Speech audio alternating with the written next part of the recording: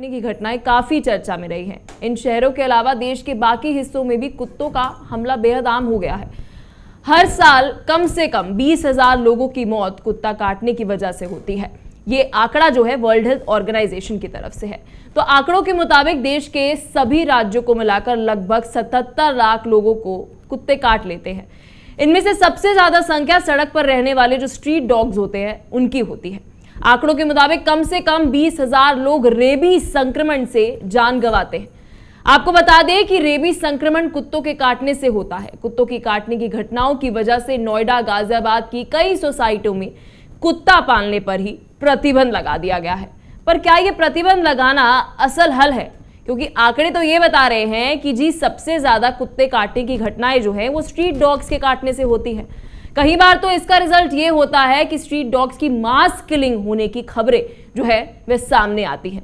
लेकिन सवाल ये नहीं है कि ये कुत्ते क्यों काट रहे हैं। सवाल तो असल में ये है कि 2001 में central government animal birth control rules लेकर आई थी, जिसके तहत इन स्ट्रीट डॉग्स की नसबंदी करने के रूल्स बनाए गए थे उनकी पॉपुलेशन को कंट्रोल करने के लिए। लेकिन आज भी देश में स्ट्रीट डॉग्स की पॉपुलेशन 1.5 करोड़ के पार है। तो सवाल यह है कि जिम्मेदार कौन है, कुत्ता, इंसान या फिर हमारी सरकार? तो आज इसी मुद्दे पर होगी हमारी चर्चा। पहले ग्राफिक्स की ओर नजर डाल लेते हैं और फिर चर्चा की ओर बढ़ेंगे। तो सबसे पहले एनिमल बर्थ कंट्रोल की स्थिति क्या है। वर्ल्ड हेल्थ ऑर्गेनाइजेशन इसके आंकड़े पेश करता है कि रेबीज भारत में एंडेमिक बीमारी है।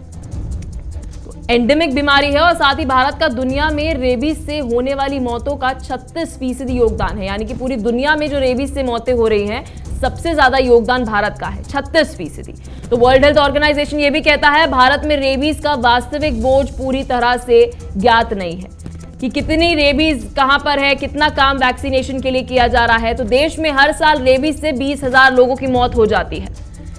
ये आंकड़े वर्ल्ड हेल्थ ऑर्गेनाइजेशन की तरफ से हैं। तो वहीं 2019 में भारत में 1 करोड़ 60 लाख आवारा कुत्ते हैं, स्ट्रीट डॉग्स का जब हम जिक्र करते हैं। तो 2012 में दर्ज की गई जो एक रिपोर्ट है उसमें बताया गया है कि ये आंकड़ा जो है 1.7 करोड़ से 10% कम हुई है। यानी कि जब हम 2012 से और 2019 का कंपैरिजन करते हैं तो सिर्फ 10% जो है कम हुए हैं स्ट्रीट डॉग्स। तो केरल में सबसे ज्यादा 2,90,000 आवारा कुत्ते हैं। लेकिन लगातार केरल सरकार की तरफ से भी प्रयास जो है किया जाता है कि किस तरीके से स्ट्रीट डॉग्स को जो है वह एनिमल बर्थ कंट्रोल किया जाए। तो पशु क्रूरता की जब हम नियम की बात करते हैं तो एनिमल बर्थ कंट्रोल नियम 2001 में लाया गया। 2010 के अंदर भी इसका संशोधन जो है किया गया। वहीं prevention of cruelty to animal 1960 के अंदर।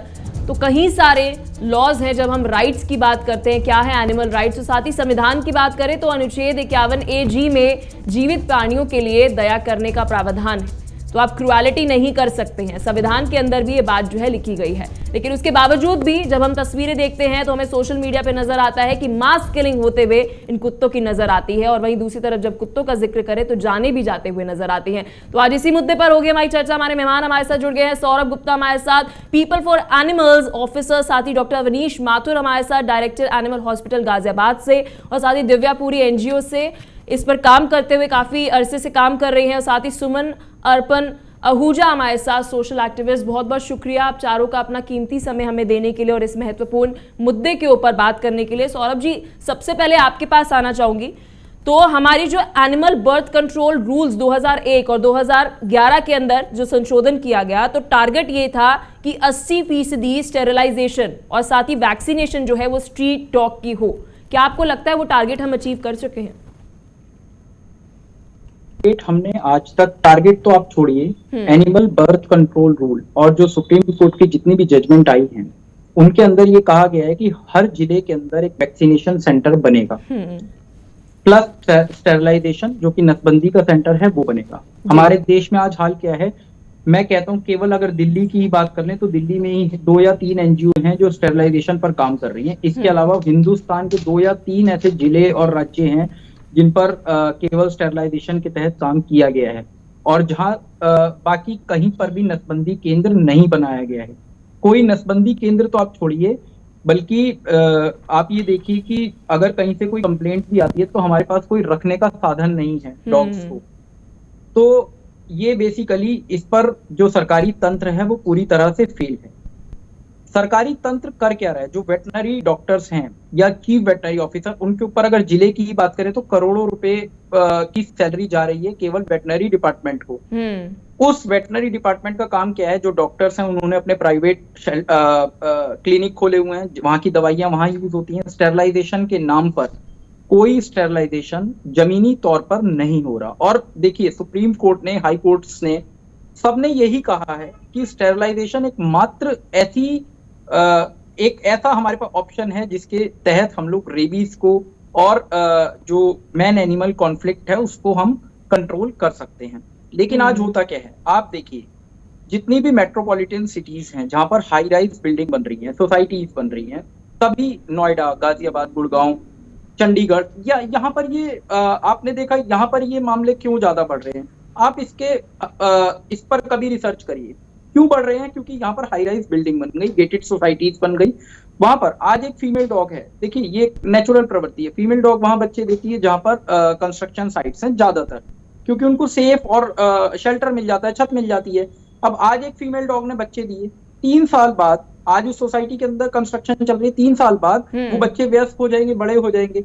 जब 3 साल बाद उस सोसाइटी की पोजीशन होगी, वहां लोग आ जाएंगे, वहां सिक्योरिटी हो जाएगी, गार्ड हो जाएंगे, तो लोग क्या करेंगे? उन कुत्तों को मार मार के वहां से भगाएंगे। अब आप देखिए, इंसान का और अगर डॉग का देखें तो इंसान का 8 साल और डॉग का 1 साल लगभग बराबर है। आप सोचिए कि 3 साल का डॉग मतलब इंसान 30 साल का, 32 साल का। अगर 30-32 साल का एक इंसान जहां पैदा हुआ, जहां रहा, अगर हम आज वहां पर आकर दरवाजे लगा दें, गेट लगा दें, उनको मारें, वो बेचारे -2 मतलब माइनस बेसमेंट की पार्किंग से फर्स्ट ऊपर, और वो बेचारे भागते ही रहते हैं लगातार, उनको खाना नहीं मिलता, उनको मारा पीटा जाता है। तो आप ये सोचिए, मैन एनिमल कॉन्फ्लिक्ट की स्थिति तो पैदा होगी। फिर वो क्या करेंगे? उनको बच्चा भी डरने मतलब आपके पास सौरभ जी वापस लौटती हूँ, हमारे साथ डॉक्टर जी भी हैं, तो जी आपके पास सौरभ जी वापस आती हूँ मैं। अवनीश जी, आपसे मेरा सवाल रहेगा, क्योंकि सौरभ जी ने बहुत एक्यूरेट बात कही है, पॉलिसीज तमाम बना दी जाती है, रूल्स तमाम बना दिए जाते हैं, लेकिन सवाल ये उठता है उसकी इम्प्लीमेंटेशन। बोल दिया कि 80% तक हम स्टेरिलाइजेशन करेंगे, हम वैक्सीनेशन करेंगे, लेकिन क्या हमारे पास वह इंफ्रास्ट्रक्चर है? इंफ्रास्ट्रक्चर छोड़िए, क्या हमारे पास इतना बजट भी हमने अलॉट किया है? जी पूरी तरह सहमत हूँ। और ये सौरभ जी ने जो कहा बिल्कुल प्रिसाइसली इन्होंने एक चीज पॉइंट आउट करी है कि इंफ्रास्ट्रक्चर बोटलनेक्स डेफिनेटली हैं। जो भी टारगेट्स गवर्नमेंट ने सेट करे हैं उतने स्टेरिलाइजेशन नहीं हुए हैं। अगर हम आंकड़ों की बात करें तो अकेले जो लेटेस्ट फिगर्स हमारे पास आए हैं, सर्वे कंडक्ट हुए थे, उनके अकॉर्डिंग दिल्ली में ही जो है आपके अराउंड 8 लाख स्ट्रे डॉग की पॉपुलेशन और नोएडा में अराउंड 70,000 है। तो इतनी स्ट्रे डॉग की पॉपुलेशन हो रही है, इट इज ओनली बिकॉज क्योंकि जिस स्तर पे इनका स्टेरिलाइजेशन होना चाहिए था उतना नहीं हुआ है। और मैं एक चीज और हाईलाइट करूंगा कि बहुत अहम मुद्दा है कि ये जो इंसिडेंट हुआ है इसमें एक रिस्पॉन्सिबल पेरेंटिंग के भी फैक्टर को हम नहीं इस पे ध्यान दे रहे हैं कि एक जो विक्टिम है, एक छोटा 6 महीने का बच्चा था, 7 महीने का इन्फेंट था, उसको अगर किसी ने रोड साइड पे रख दिया पेरेंट्स ने, तो एक बहुत एक गैर जिम्मेदाराना ये काम किया गया है। मेरा खुद का घर में बच्चा है जो कि बराबर उम्र का ही है, 7 महीने का है, हम उसको एक पल के लिए भी अकेला नहीं छोड़ते। तो एक ये बहुत अहम चीज है, इसको नजरअंदाज नहीं करना चाहिए। रिस्पॉन्सिबल पेरेंटिंग भी होनी चाहिए, जरूरी। और साथ ही साथ जो कहा जाता है कि इतने सारे डॉग्स हो गए, सोसाइटी के लोग उन्होंने प्रोटेस्ट करा, ये बहुत ही दुखद घटना थी, इससे मैं बहुत प्रभावित हूँ और ऐसा नहीं होना चाहिए था। लेकिन क्या इसका सोल्यूशन है कि वहां से सारे नहीं, इस पर तो अवनीश जी सवाल मन में यही आता है ना कि जिम्मेदार कौन है? वो कुत्ता, बेजुबान कुत्ता, या फिर सरकार जिसने स्टेरिलाइजेशन नहीं करी, या फिर हम लोग? कौन जिम्मेदार है? आपके पास दिव्या जी मैं आना चाहूंगी, क्योंकि बहुत महत्वपूर्ण मुद्दा है जब हम बात करते हैं स्ट्रीट डॉग्स की। तो जब स्ट्रीट डॉग्स की हम बात कर रहे हैं, स्टेरिलाइजेशन की 2001 में पॉलिसी तो लेकर आ गए, रूल्स तो लेकर आ गए, लेकिन अभी भी हम ये देखते हैं कि टारगेट जो रखा गया था वो अचीव नहीं किया गया। जितनी आबादी कम होनी चाहिए थी उतनी आबादी नहीं अभी भी कम हुई है। क्या कहना चाहेंगे आप? तो मैं यही कहना चाहूंगी कि ये मुद्दा या ये सवाल अब क्यों पूछ रहे हैं हम? इतने सालों से, 21 सालों से जब ये काम नहीं हो रहा, और सबको पता है ये काम नहीं हो रहा। ऐसा नहीं है कि बजट नहीं है, हर डिपार्टमेंट का बजट है, हर डिपार्टमेंट के पास पैसे हैं। जैसे सौरभ ने बोला, सब अपने प्राइवेट प्रैक्टिस में लगे हुए हैं, सब अपने बस सैलरी ऑन पेपर सबको जा रही है, ऑन पेपर काम सब कुछ हो रहा है। बट जब आपको दिख रहा है आपके घर के सामने कुत्तों की नसबंदी नहीं है, हम एजुकेटेड लोग हैं, आजकल सोशल मीडिया में अवेयरनेस इतनी है, सब गूगल सर्च कर सकते हैं, सबको पता है कि अगर एक कुत्ता स्टरलाइज होएगा उसकी पॉपुलेशन नहीं मरेगी, और एक कुत्ता over a period of time अपनी नेचुरल डेथ 10-12 साल में मर जाएगा और आपकी पॉपुलेशन वहां कंट्रोल हो जाएगी। इस टाइम पे आके जो हुआ इज वेरी अनफॉर्चुनेट, नहीं होना चाहिए। बट क्या इसका कारण कुत्ता है या इसका कारण फेलियर है? Failure of people to question the government and failure of the government to do their job properly. Why does it take a death of a very small child for us to raise these questions? 2001 से लेके 2022 तक कोई क्यों नहीं पूछ रहा Noida authority से आपने कितने काम करे हैं, आप कितनी स्टरलाइजेशन करी है आपने? कुत्ता उठा के यहाँ से वहां फेंकते हैं, ये लोग स्टरलाइजेशन नहीं करते हैं, अगर करते हैं तो इतनी बुरी तरह से करते हैं। आज की ही वीडियो है जो मैंने शेयर करी है, कुत्ते को आप पकड़ रहे हो, चलो आपने इंस्ट्रक्शंस दिए कुत्ता पकड़ के ले जाओ सोसाइटी से, इतनी बुरी हालत में वो प्रेग्नेंट कुत्ते को वो गले में डंडा डाल के उसके मुंह से खून करके निकल रहे हैं। ये क्रूअल्टी अब किसी को नहीं दिखेगी। अब वो कहाँ गए लोग जो चक्का जाम कर रहे थे और बोल रहे थे क्रूअल्टी हुई है? क्रूअल्टी हुई है, जो हुआ अनफॉर्चुनेट हुआ, बट आप बताओ आपने क्यों नहीं प्रोविजंस करे, क्यों नहीं आपके सोसाइटी के कुत्ते स्टरलाइज हैं? 30 टावर में इतने लोग हैं, आपको नहीं पता स्टरलाइजेशन होती है, आपको नहीं पता वैक्सीनेशन होती है। इंडिया में Goa is a rabies free state for the past 4 years, तो ऐसा नहीं है कि नहीं हो सकता। गाइडलाइंस बनी है, आपके अपने ही देश में पॉसिबल हो रहा है ना। गोवा में अगर रेबीज केसेस नहीं 4 साल से रिपोर्ट हुए तो गोवा में काम हो रहा है, बाकी जगहों में काम नहीं हो रहा। आप कुत्ते मार दो, आप कितने मारोगे? सुमन जी आपके पास में आना चाहूंगी। बहुत महत्वपूर्ण बात जो है वो दिव्या जी ने कही है, क्रुएलिटी के जब वो जिक्र कर रही थी, एक तरफ तो हमने prevention for cruelty on animals का जो है बहुत सारे नियम हमने बनाए हुए हैं, संविधान भी बहुत सारी बातें करता है, लेकिन वही दूसरी तरफ ये चीजें मैंने भी पढ़ी कि जब स्टेरिलाइजेशन हो रही है तो एक प्रॉपर प्रोसीजर जो है वो नहीं फॉलो किया जा रहा है, उनके साथ क्रुएलिटी हो रही है, उन्हें बेहोशी की कोई दवा तक नहीं दी जा रही और कुत्ता जो है कितनी बार वहां पर मर ही जाता है जब उसकी स्टेरिलाइजेशन हो रही होती है। जी सुमन जी। पलक जी, जिसकी जैसी फितरत होती है वो उसका व्यवहार बताता है। कोई परिंदों के लिए पानी और कोई बंदूक उठाता है। जो ह्यूमैनिटी है, मुझे ऐसा लगता है कि कहीं ना कहीं भारतीय समाज से खत्म होती जा रही है। अभी मैं डॉक्टर साहब से ये पूछना चाहूंगी कि हम कुत्तों का जो बंधाकरण कर रहे हैं, कहीं जो डॉग बाइट्स हो रहे हैं, उसका रीजन उनके बीच का एग्रेशन तो नहीं है? क्योंकि सेक्स भी एक एनिमल की बेसिक नीड है। कहीं ऐसा, मतलब ये मेरा सवाल डॉक्टर अनिल अविनाश कपूर जी से है कि जो हम आज जानवरों को पकड़कर हम उनका वैक्सीनेशन कर रहे हैं, उनका बंध्याकरण कर रहे हैं और उसके बाद उनके साथ हम क्रुएलिटी करें, इट्स ए पार्ट ऑफ उनका जो बंध्याकरण करना है वो भी क्रुएलिटी का पार्ट है।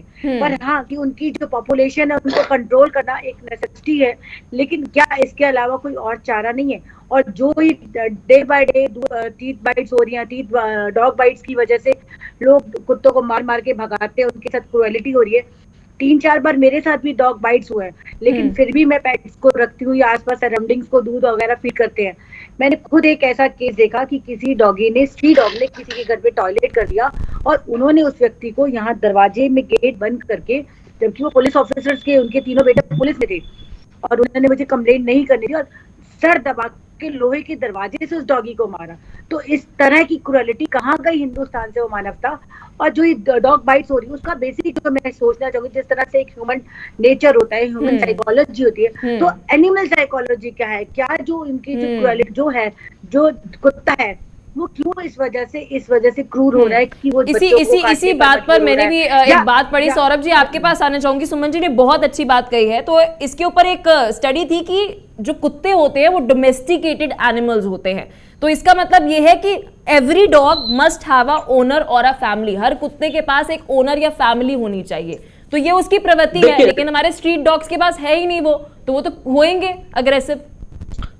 देखिए, यहाँ मैं एक सुमन जी की बात कहूंगा जो इन्होंने अवनीश माथुर जी से सवाल किया है। कोट अभी सुमन जी ने ये बात भी कही कि उनके हिसाब से और बहुत सारे लोगों के हिसाब से स्टेरिलाइजेशन भी क्रूएलिटी है। देखिए, ये अपनी अपनी सोच हो सकती है, मगर मैं इस चीज से वहां तक सहमत नहीं हूँ। मैं ये चाहता हूँ कि नसबंदी हो, क्योंकि अगर नसबंदी नहीं होती तो बहुत बड़े पैमाने पर जब मीटिंग सीजन होता है डॉग्स का, उस समय डॉग बाइट की घटनाएं भी होती हैं। डॉग्स आपस में भी एक दूसरे के लिए बहुत क्रूर हो जाते हैं, उनके जख्म हो जाते हैं, उन जख्मों के अंदर कीड़े पड़ जाते हैं, ठीक है। दूसरी बात, जब फीमेल डॉग्स होती हैं, आप शायद बहुत कम लोग जानते हैं, अवनीश माथुर जी और दिव्यापुरी मेरी बात से सहमत होंगे, जब फीमेल डॉग्स के जब पपीज होते हैं तो 10 में से 2 से 3 फीमेल डॉग ऐसी होती है जो पपी डिलीवर नहीं कर पाती और उस वजह से डिलीवरी की वजह से उनकी डेथ हो जाती है। मुझे हमारे पास शेल्टर नहीं है, हॉस्पिटल नहीं है, कुछ नहीं है। अवनीश माथुर जी इस बात से बहुत अच्छी तरह परिचित हैं, दिव्यापुरी भी इस बात से परिचित होंगी। अब तो मैं ये चाहता हूँ, ये मेरी भी सोच है, ये सुप्रीम कोर्ट ने भी कहा है, ये एक्सपर्ट्स की और बहुत सभी लोगों की ये सोच है कि ज्यादा से ज्यादा स्टेरलाइजेशन हो, बशर्ते स्टेरलाइजेशन के अंदर 1% भी क्रुएलिटी नहीं होनी चाहिए। और दूसरी बात, रीलोकेशन नहीं होनी चाहिए। डॉग को हम जहां से उठाएं, प्यार से उनको उठाएं, स्टेरलाइज करें, उनकी नसबंदी करें, वैक्सीनेशन करें और उसके इलाके में छोड़ दें, क्योंकि डॉग एक टेरिटोरियल एनिमल है। लेकिन मैं तो हाल ही में खबर पढ़ रही थी कि गाजियाबाद के अंदर स्टेरिलाइजेशन कर पहले तो क्रूअल स्टेरिलाइजेशन करी और फिर उसको रीलोकेट कर दिया गया, रीलोकेट कर दिया। तो ये इस पर सबसे ज्यादा रोक लगनी चाहिए। और ये होता कब है? ये होता तब है जब कुछ फर्जी एनजीओ या फिर सरकारी जो डॉक्टर हैं, जिनकी शायद मुझे लगता है, मैं कहता हूं कि बहुत ऐसे डॉक्टर सरकारी नौकरियों पे जिनकी डिग्री तक फर्जी है, और अगर किसी की डिग्री असली भी है तो उनको एक्सपीरियंस बिल्कुल जीरो है। उन्होंने शुरू से आज तक कभी स्ट्रीट एनिमल्स का कभी इलाज नहीं करा, उनका केवल काम तनख्वाह लेने का था। तो वो लोग क्या करते हैं, वो अपने, क्योंकि वो सरकारी डॉक्टर हैं, सरकारी तंत्र में उनकी सेटिंग है, वो टेंडर ले लेते हैं स्टेरलाइजेशन का और उसके बाद या तो वो रिलोकेशन करते हैं या फिर एक क्रूअल स्टेरलाइजेशन प्रोसेस अपनाते हैं। मैं सवाल ये भी उठता है, क्या वो उतनी स्टेरलाइजेशन कर रहे हैं जितना वो डेटा पेश कर रहे हैं? तो मैडम, तो अवनीश जी, इस पर आप क्या कहना चाहेंगे? क्योंकि ये तो बोल दिया कि स्टेरलाइजेशन होनी चाहिए, वैक्सीनेशन होनी चाहिए, बहुत अच्छी लगती है ये पॉलिसी, बहुत अच्छे लगते हैं रूल्स। अब बात ये है, क्या हमारी क्रुएलिटी फ्री स्टेरलाइजेशन हो रही है? एक ये बात भी है, फिर उसके बाद जो स्टेरलाइजेशन हो रही है डेटा के अंदर, क्या एक्चुअल ऑन ग्राउंड उतनी स्टेरलाइजेशन हो रही है? क्या कहना चाहेंगे अवनीश जी? कहना यह है कि मैं सबसे पहले ये बताऊं कि मैं प्रो स्टेरिलाइजेशन टाइप का व्यक्ति हूं। मैं बहुत जरूरी समझता हूं कि हमारे देश में स्टेरिलाइजेशन एक मासिव लेवल पर होनी चाहिए, क्योंकि इंडिया एक ऐसा देश है हमारा जिसमें जो कि डॉग्स के मैटर में ऑलरेडी ओवर पॉपुलेटेड है। तो जिस तरीके से ह्यूमन पॉपुलेशन की हम बात करते हैं कि हमें जनसंख्या नियंत्रण कानून की जरूरत है, उसी तरीके से हमें स्ट्रे डॉग्स की भी हमें पॉपुलेशन कंट्रोल के लिए स्टेरिलाइजेशन की जरूरत है।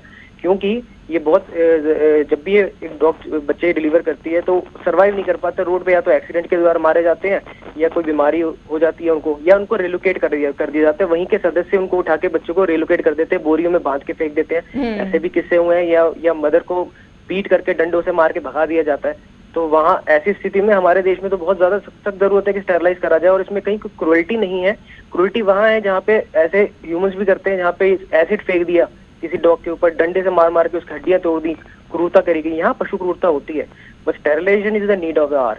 और दूसरा, लेकिन अवनीश जी, मेरा कहने का तात्पर्य ये था कि जब स्टेरिलाइजेशन हो रही है उस वक्त भी ऐसा देखा जाता है, जैसे अभी हमें दिव्या जी ने बताया कि कुत्ते को किस तरीके से उठा के लेकर जाया जा रहा है, उसका वहीं पर खून बहने लग जाता है, फिर उसके बाद स्टेरिलाइजेशन के दौरान उसको क्या कहते हैं, दवाई जो है, बेहोशी की दवाई तक नहीं दी जाती है, और कितनी बार देखने को मिलता है स्टेरिलाइजेशन के दौरान ही कुत्ते की मौत हो जाती है।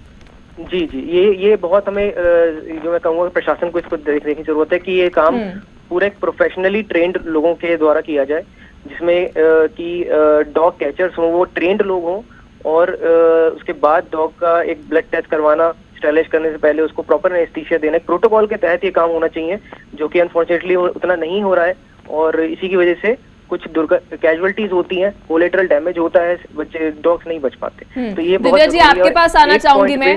अभी ये तो बोल दिया आप कि स्टेरिलाइजेशन होनी चाहिए, वैक्सीनेशन होनी चाहिए। सबसे पहला सवाल आ जाता है पॉलिटिकल विल, क्योंकि सेंट्रल गवर्नमेंट द्वारा ये रूल्स तो बना दिए, लेकिन इंप्लीमेंट इनको स्टेट गवर्नमेंट ने करना है। बजट जो अलॉट करना है वो स्टेट गवर्नमेंट को करना है, नगर पालिकाओं को ये काम करना है। तो कॉस्ट इसकी कम से कम ऐसी आ रही है कि 1500 रुपए से ज्यादा जो है पर डॉग के ऊपर ये स्टेरिलाइजेशन और वैक्सीनेशन की कॉस्ट जो है वो रहेगी। क्या लगता है, पॉलिटिकल विलनेस है इस पर काम करने के लिए? पॉलिटिकल विलनेस से ज्यादा I think need of the hour है। और इस मामले में मेरे को लगता है कि जो एनिमल फीडर्स हैं वो बहुत इंपॉर्टेंट रोल प्ले करते हैं। क्योंकि आप ये देखिए कि गवर्नमेंट, हमें पता है हमारे देश में, मतलब दिल्ली बोलो या कोई और शहर बोलो, वो कैसा काम करते हैं। तो आज के डेट में मैं ये बोलना चाह रही हूँ कि अगर आपके घर के आगे आपको एक स्टरलाइज और वैक्सीनेटेड डॉग दिखता है, उसका पूरा क्रेडिट उस एरिया के फीडर को जाता है। बिकॉज फीडर्स जो है वो काम कर रहे हैं जो एक्चुअली उस एरिया के म्युनिसिपल बॉडी को करना चाहिए। अपने पर्सनल फंड से कुत्तों को स्टरलाइजेशन कराना, उनकी एनुअल वैक्सीनेशन कराना, जो उनका काम नहीं है। हम चैरिटी में, या हम अच्छे इंसान हैं, कोई इंसानों को लंगर खिलाता है, हम जानवरों को खिलाते हैं। बट आप अगर इंसान का लंगर कर रहे हो, आप जाके उसका मेडिकल नीड थोड़ी ना करोगे। तो अगर कोई फीडर है, instead of harassing that person, मतलब आप उसको क्यों तंग कर रहे हो? कुत्ता खाना खाने से मल्टीप्लाई नहीं होता। 1 से 2 कुत्ते साइंटिफिक वे से ही बनेंगे, खाना खाने से कुत्ते का नंबर नहीं बढ़ेगा। और जो कुत्तों को खाना खिला रहा है वो वैक्सीनेट भी करता है, वो स्टरलाइज भी करता है। तो जितने आज की डेट में, और हम ज्यादा दूर नहीं जाते, हम गुड़गांव में देखते हैं, गुड़गांव में कोई टेंडर एजेंसी तो है नहीं। म्युनिसिपल कॉर्पोरेशन ऑफ गुड़गांव ने आज की डेट में स्टरलाइजेशन का टेंडर किसी को नहीं दिया हुआ।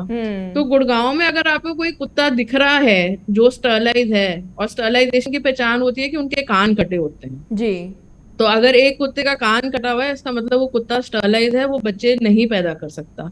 तो उसका श्रेय आप किसको दोगे? वो उस इंसान को दोगे ना जो दया भाव में उसको खाना भी खिलाता है। और सौरभ जी, आपके पास आना चाहूंगी मैं। तो हम ये तो बोल रहे हैं कि हमारा एक सोशल रिस्पॉन्सिबिलिटी है हमारे जितने भी डॉग्स हैं उनके लिए, लेकिन भाई दूसरी तरफ ये हमारा दिल्ली हाई कोर्ट कह देता है कि राइट टू फूड और राइट टू फेड है। तो अब ये किसकी रिस्पॉन्सिबिलिटी है, जनता की या फिर सरकार की?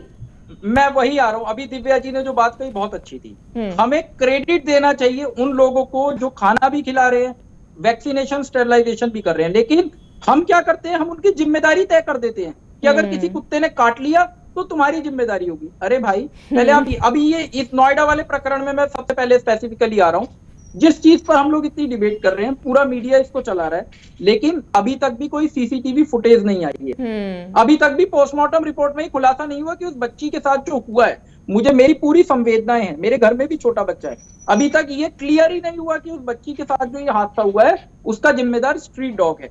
आप ये तो आप मीडिया सारी ये बात पूछे, नोएडा के जिलाधिकारी से पूछे, नोएडा के पुलिस कमिश्नर से पूछे, सोसाइटी के एओए से पूछे, जो इतना तमाशा और बवाल कर रहे हैं आज। पहली बात तो अगर वो बच्चे के संग डॉग ने किया, ये तो क्लियर ही नहीं हुआ, बिना पोस्टमार्टम रिपोर्ट है, ना ही कोई सीसीटीवी की फुटेज है।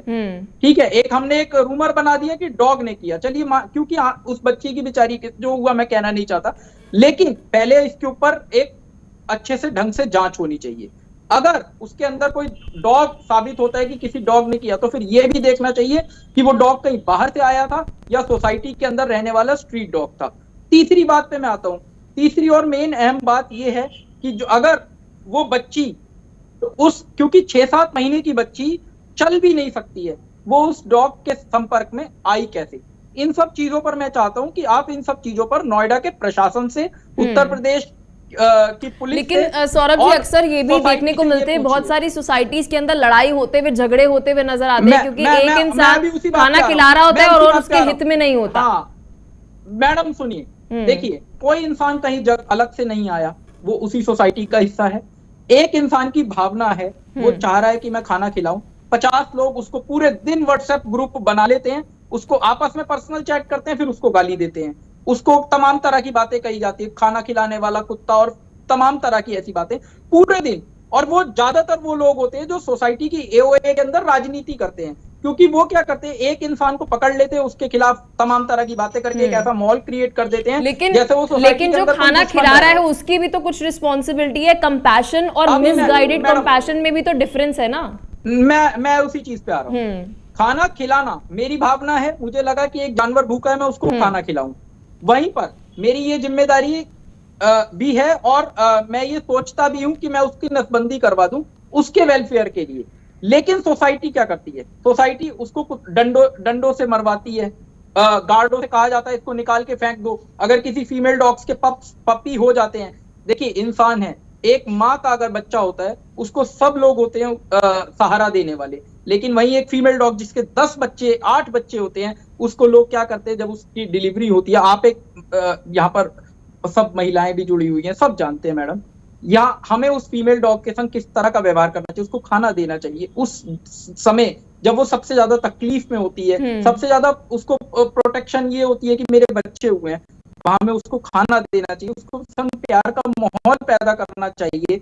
लेकिन लोग उसे मारते हैं, फिर वो क्या करती है, जब आप उसके बच्चों को उठा के बोरियों में भर बंद करके फेंकेंगे, उसको डंडों से मारेंगे, तो कहीं ना कहीं तो एक मैन ऑन एनिमल कॉन्फ्लिक्ट पैदा होगा ना। वो सॉफ्ट टारगेट देखेगा ना आपके बच्चे को, कहीं ना कहीं अटैक करने की घटना हो सकती है ना, होती भी नहीं है, मैं कह रहा हूँ हो भी सकती है, ठीक है। तो हमें क्या करना चाहिए, जो आदमी खाना डाल रहा है, कई बार डॉग उससे फ्रेंडली हो जाते हैं, तो हमें ये करना चाहिए, एओए को रिस्पॉन्सिबिलिटी सबसे ज्यादा होनी चाहिए, जो आज लोग हंगामा कर रहे हैं, कि उस इंसान से ये टाई अप करे कि भाई इसको उठवाइए, इसकी नसबंदी कराइए। और एओए का महीने का करोड़ों रुपए का फंड है गेटेड सोसाइटी में, अगर उस करोड़ों रुपए में से मैं कहता हूं 0.1% भी अगर दिया जाए, तो वो जो सोसाइटी में रहने वाले 5-6 डॉग्स है, जिसमें मेल भी है फीमेल भी है, उन सबकी नसबंदी हो जाएगी, उनका वैक्सीनेशन हो जाएगा, उनकी टैगिंग हो जाएगी। हमें पता लगेगा कि सोसाइटी में अगर हमारे 6 डॉग हैं, तो वो 6 के 6 की नसबंदी हुई है, वैक्सीनेशन हुआ है, इसका मतलब उनको ना तो उनकी पॉपुलेशन बढ़ेगी, ना ही उनको रेबीज का खतरा रहेगा, और वो आपके गार्डों के संग रह सकेंगे, आपकी सोसाइटी की डबल सुरक्षा करेंगे। सुमन जी, फाइनल कमेंट आपकी तरफ से, किस तरीके से एनिमल क्रूएलिटी को भारत देश के अंदर रोका जाए, क्योंकि अक्सर ये वीडियोस जो हैं वे सामने आती हैं कि कुत्तों को मारा जाता है, और एक तरफ वही तस्वीर आती है कि कुत्तों को कुछ लोग खिला भी रहे हैं, उनको भी मारा जाता है। देखिए, कुत्तों को फीड करना कोई भी अपराध नहीं है। जिस तरह भोजन सबकी आवश्यकता है, उसी तरह जानवरों की भी आवश्यकता है। हाँ, ये बात और है कि जिसको हम फीड करते हैं, तो हमारी एक जिम्मेदारी बनी, सेवा के साथ साथ हमें एक जिम्मेदारी को भी कैरी करना होगा कि जिस जानवर को हम फीड कर रहे हैं, कि क्या वो पूरी तरह से स्टरलाइज है या नहीं, वो वैक्सीनेटेड है या नहीं, उसका बंधाकरण हुआ है या नहीं। और इसके लिए अभी नोएडा सरकार ने कुछ रूल्स और रेगुलेशन सिर्फ स्ट्रीट डॉग्स के लिए, क्या पैट डॉग्स के लिए भी रूल्स और रेगुलेशन बना दिए हैं कि उन्हें अपने पैट डॉग्स का रजिस्ट्रेशन भी कराना होगा, सारी चीजें होंगी, ताकि इस तरह से वो पब्लिक को हार्म ना कर सके। लेकिन एक चीज अभी भी मेरे मन में सवाल वही है अविनाश जी से, क्या डॉग्स के अंदर वो एग्रेशन क्यों हो रहा है, क्यों इतनी ज्यादा डॉग बाइट्स हो रही हैं, वो एग्रेशन का बेसिक कारण क्या है, वो डॉग साइकोलॉजी क्या है, मैं वो जानना चाहती हूँ कि उनकी जो मानसिक स्थिति है, क्या वो डर की वजह से काटते हैं, किस वजह से वो काटते हैं, अपने आप को प्रोटेक्ट करने के लिए, अपने आप को बचाने के लिए काटते हैं, वो मैं आपसे, अभी भी मेरा सवाल वहीं का वहीं है डॉक्टर अविनाश जी। चलिए, आशा करते हैं कि प्रशासन इस मुद्दे के ऊपर ध्यान दे और आने वाले समय के ऊपर इस पर काम करते हुए नजर आए। बहुत बहुत शुक्रिया आप चारों का अपना कीमती समय हमें देने के लिए और इस महत्वपूर्ण मुद्दे के ऊपर बात करने के लिए। तो जब हम बात करते हैं कि लगातार खबरें आ रही हैं कि कुत्ता जो है वो इंसान को काटते हुए नजर आ रहा है, तो सवाल ये उठता है कि प्रशासन जो है 2001 के अंदर जब नियम बनाए थे कि एनिमल की पॉपुलेशन को कंट्रोल करने के लिए, कुत्तों की पॉपुलेशन को कंट्रोल करने के लिए, तो आज भी आबादी बढ़ते हुए नजर क्यों आ रही है। तो फिलहाल के लिए इस एपिसोड में इतना ही, लेकिन मिलते हैं आपसे नेक्स्ट एपिसोड के अंदर एक नए मुद्दे के साथ।